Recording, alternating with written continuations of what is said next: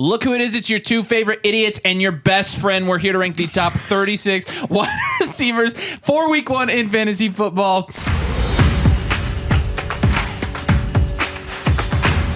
Let's talk about the S tier. I'm not doing the S tier this time. You are. So S tier, Justin Jefferson, Jamar Chase. It's probably going to be like this every single week, except, maybe Tyreek Hill will be up here Cooper too. Kupp, Devontae. But J. Jeff and Chase, you can pretty much count on them being here as long as they're, consistently healthy, because it's Justin Jefferson and Jamar Chase.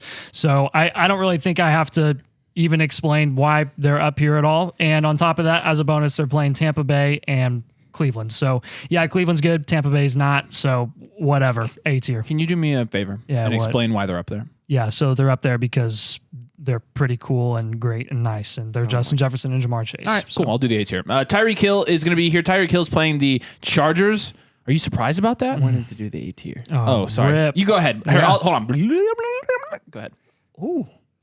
Tyreek Hill. He's playing the LA Chargers. Tyreek Hill is fast. Tua underthrows balls. Tyreek Hill scores touchdowns. No, Tyreek Hill's same guy he was last year, just because his age is ticked up by like 6 months. Does not mean he's going to slow down anytime soon, and I really sure hope he doesn't slow down. Behind him, though, is the controversial Devontae Adams. I understand that he's projected. What are we doing? He's projected as wide receiver 16 in fantasy during week 1. Does sleeper suck?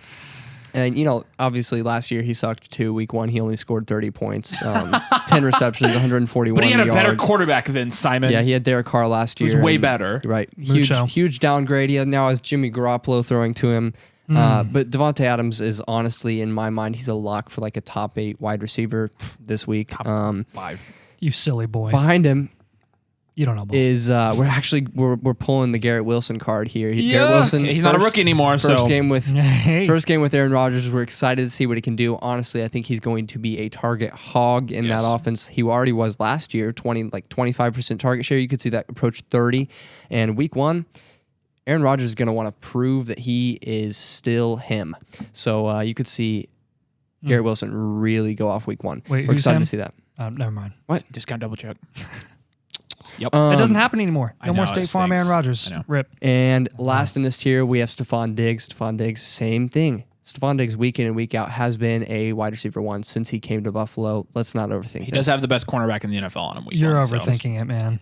Well, that's why he's like wide receiver 8 in these rankings. So I get to do the B tier. All right, B is for Bus, and we're going to talk about A.J. Brown first. A.J. Brown playing the New England Patriots and tied to, what are you trying to figure out? What B stands for? It stands for bussin'. Yeah. I don't even know what bussin' means. I don't know. Do you know what it means? Yes. What's it mean? No, we're not having this conversation. Is it bad? No. Oh, okay. Then why won't you tell me? Do the fantasy video. Okay, so AJ AJ Brown, Bussin. AJ Bussin is playing the New England Patriots, and look, I mean, he's playing with Jalen Hurts. You saw their commission last year. AJ Brown has A tier upside easily. So does CeeDee Lamb. CeeDee Lamb's playing the New York Giants. Expect CeeDee Lamb to get the same target volume he got last year because they really didn't add anybody. I mean, Brandon Cooks is obviously there, but you also lose Dalton Schultz. So that to me, those two kind of offset each other. And I do think CeeDee Lamb's going to be the clear number 1 target this year. And we're expecting a Dak Prescott big year. And so with that, we have to expect a CeeDee Lamb big year. So we like CeeDee Lamb a lot. Amon-Ra St. Brown, the Sun God, is playing Kansas City Chiefs in week 1. Again, not really a secondary that I'm terrified of for Amon-Ra. Amon-Ra is going to do his thing no matter what anyways because he is that slot receiver that we like to see with consistency. So Amon-Ra we expect to be good in week 1. Amari Cooper, the big question here, again, playing with Deshaun Watson for a full season. How will this pan out? What will it look like? Obviously in the preseason they were able to hook up, but it's the preseason and it doesn't matter. So Sean Watson. you say never you mind. may have face because I said hook up.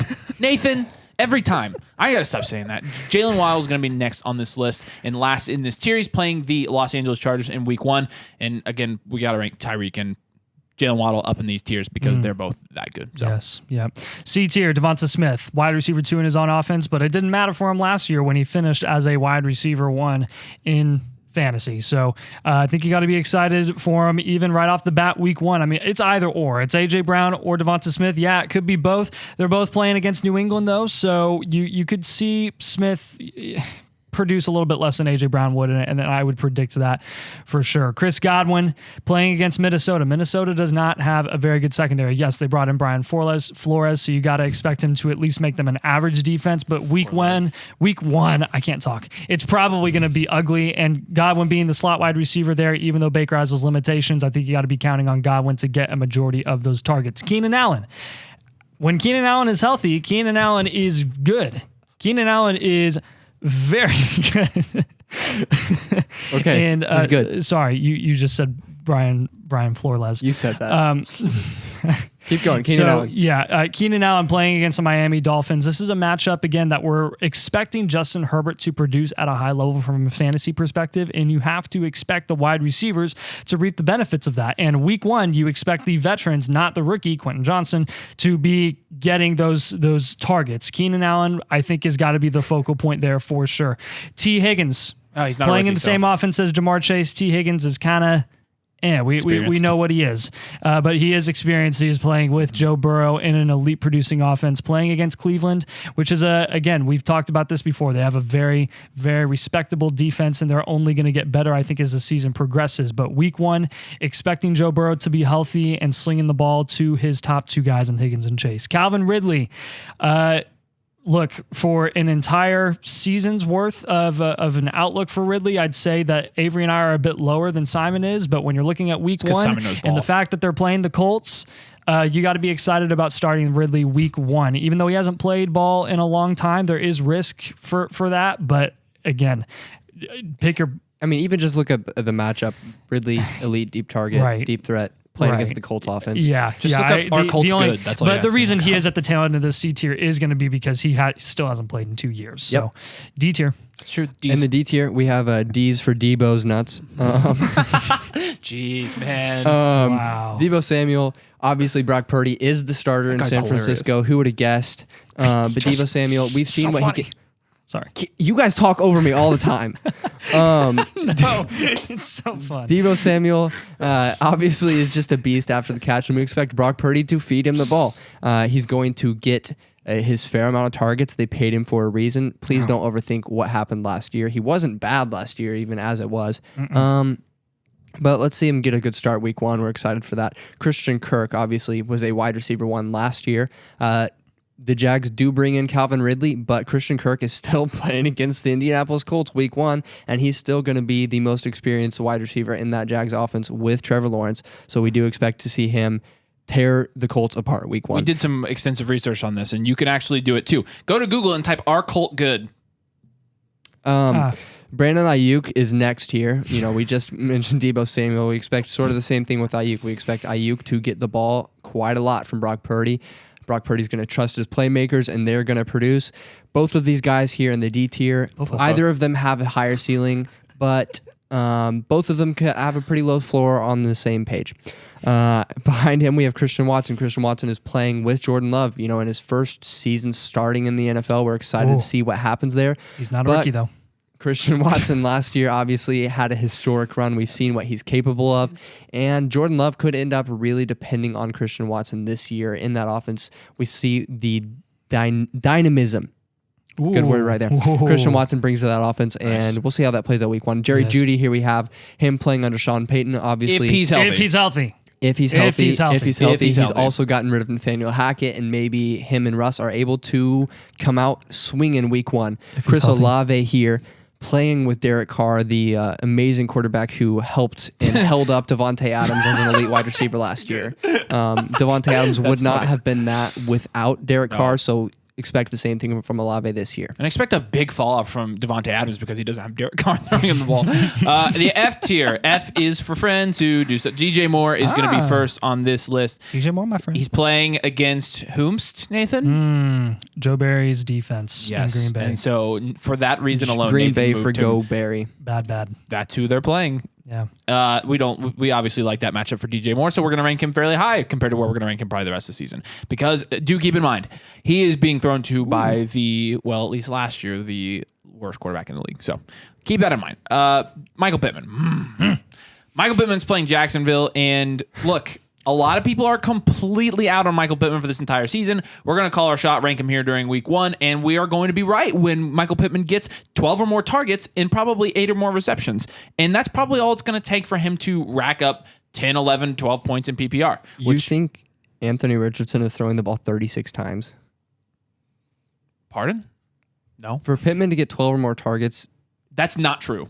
That's what people don't understand. you think Anthony AR is Richardson going to could throw 20 times and Pittman's going to get 12 of those? If I guarantee AR could That throw would 20. be crazy. Do you think that's possible? You think Yes. Pittman Week gets one? more than Yes. half Week of one. his targets? Week I one, think yes. it's possible that Pittman gets a 40% target share That's week 1. crazy. Week 1. There's It's obviously nobody else it's out there. obviously not 60% it's not target share. sustainable for the entire year, but you're No, I talking would about say he the throws first 25 week. times week 1 The first week. and gets and Dude, I- what do they have to lose? They have to develop him as a passer. So Like, we're They're obviously getting a sneak peek into and I behind the know scenes. because Michael Pittman is going as the wide receiver 30 something on underdog, 39. and Simon agrees with you that he knows ball. Like we get it. We are calling our shot on this one. We like Michael Pittman here. We think he's going to get a high volume of the targets that Anthony Richardson is supplying to his receivers. We will see. Mike Evans.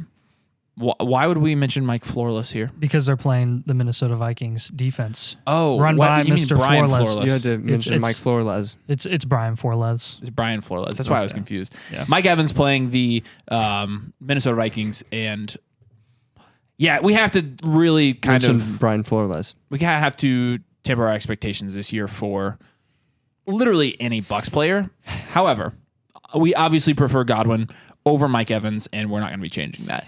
Yeah, I think with Mike Evans, you have to expect him to produce 1,000 yards on the year until he doesn't, because he's literally never put up less than 1,000 yards. Of all the years for him to not do that, it would be this year, which is why he's lower week 1. I'm going to say something crazy. Uh-huh. I think Mike Evans is good enough to transcend bad quarterback play. No, you're wrong. I That's think incorrect. you're messed up. Yeah, that's stupid. Yeah. DK Metcalf playing the Rams. Look, with DK, you do have to keep in mind that he's playing with Tyler Lockett.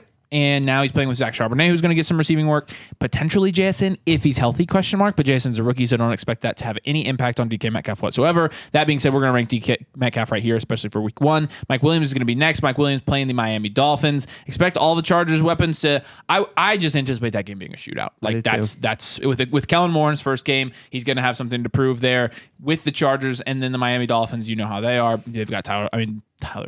I'm an idiot. Tyreek Hill and Jalen Waddle. Yeah. So you know what I'm trying to say. Terry McLaurin against the Arizona Cardinals is going to be next. Very safe. This is a very Terry could be higher than this. He's but playing backups. honestly, is Dotson on this list? Dotson could be somewhere on this Dotson list. could be I feel on like. this list. he could. Sam Howell, though. That's yeah, true. that's true. Sam Howell's the question mark. So we'll keep one I feel like receiver on Sam here. Howell's like the match for the Arizona Cardinals defense. Yeah, we'll see. So for now, we're going to keep Jahan Dotson off this and Terry McLaurin on this list. That might change. I mean, Jahan Dotson could present himself. I skipped like 5 words. Could present himself as the wide receiver 1 in that offense. So we'll kind of see. But we're going to put Terry here for now.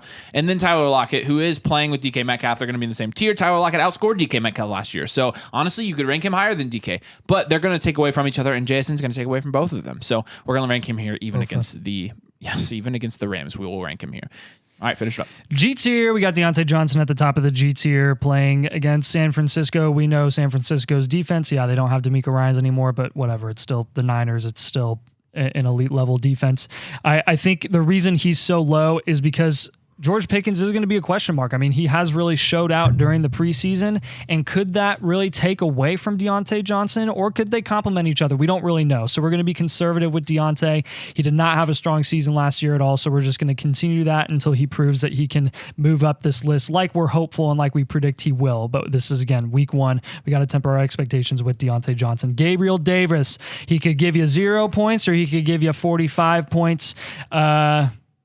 Hopefully something in between there. And with Sauce Gardner focusing primarily on Stephon Diggs, really being lined up against Stephon Diggs that first week, I think you could be hopeful that Gabe Davis will get some big play opportunities and maybe even more targets than he's used to, which could result in him potentially ending higher than where we have him listed right now for week 1. Yeah. He could be a sneaky start week And that's 1. good because he's going to drop 25% of those targets. Yes, exactly. This is coming from the guy who thought he was going to be a wide receiver 1. never thought Marquise Brown.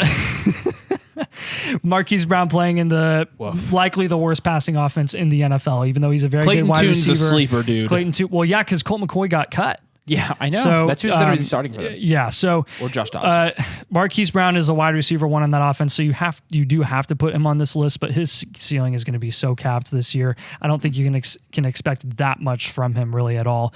But he is playing Washington week 1. We'll see what happens. Jordan Addison playing against Tampa Bay. His ceiling is always going to be capped, playing alongside Justin Jefferson and TJ Hawkinson, but he's going to be very safe, going to have a very high floor, and I think people are going to expect him to produce. I think at a lower level than we're anticipating right off the bat. I mean, he is next to JSN, I think probably the most NFL-ready receiver, rookie receiver of this class going into the year, and you're talking about a very pass-happy offense with Kirk Cousins just chucking the ball all day, and Dalvin Cook is gone. So Juju Smith-Schuster playing the Eagles, can't expect much from him, except he is a wide receiver 1 in New England, playing with Mac Jones, where they have an actual offensive coordinator. I think seeing what Juju did last year with Kansas City, obviously you can't directly apply that to a much less talented offense, but you have to expect a little bit from, because I mean, their second best receiver is Devontae Parker and he can't stay healthy. So you have to expect something from Juju Smith-Schuster. That's why he's in our top 36 list. Zay Flowers, yeah, he's a rookie and we do have him in this list because we don't really know what Todd Monken's offense is going to look like. How much is he really going to implement these receivers like we've never seen before with Greg Roman?